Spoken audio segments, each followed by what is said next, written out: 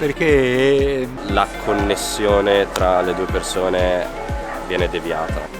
Ci si esprimono sensazioni, emozioni non solo attraverso le parole ma anche attraverso i gesti che si compiono. Per quanto poco la presenza fisica di una persona è un qualcosa in più.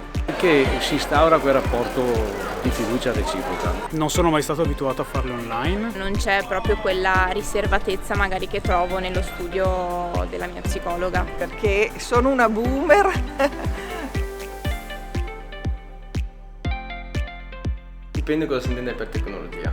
non ho mai pensato, però penso di sì. Non lo so, dipende dal tipo di disturbi. Sì, Non lo so, sono un po'... stimolazione cognitiva, Ancora una realtà parecchio distante. EMS, quindi stimolazione magnetica o elettrica per la TDCS. Che io sappia no. La realtà virtuale, ad esempio. Ovviamente adoperate nella maniera corretta e seguite da specialisti. La domanda è: sono efficaci? No, Lei ha fatto dei passi da gigante in questi ultimi Io penso proprio di sì. anni, mesi, giorni. difficilmente. Cioè un robot Ha una capacità di apprendimento veramente devastante, quindi Spero di no.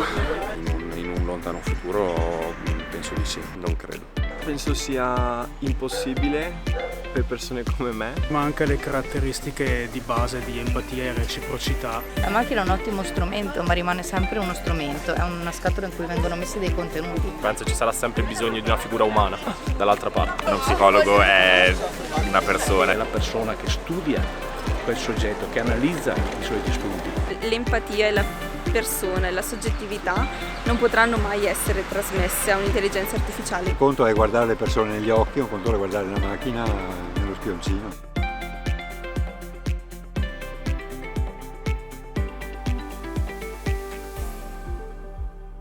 Credo che in futuro l'intelligenza artificiale potrebbe sostituire molti aspetti del lavoro dello psicologo, anche se probabilmente non completamente nell'immediato futuro. In fondo, anche le nostre emozioni sono elaborate dal cervello attraverso processi biologici. Se un'IA riuscisse a replicare questi processi in modo perfetto, che differenza farebbe se dietro c'è un computer o un essere umano?